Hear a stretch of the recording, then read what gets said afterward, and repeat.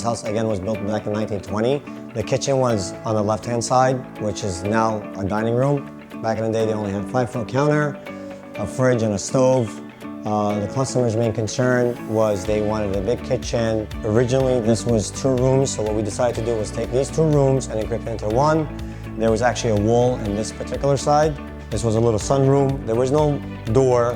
This door actually leads to the balcony. It was just windows wrapped all around.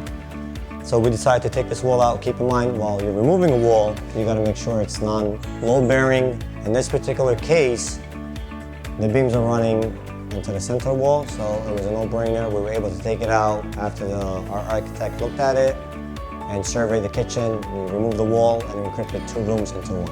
You give us a call at 973-928-3636. Visit our website, www.kareimprovements.com, or on social media.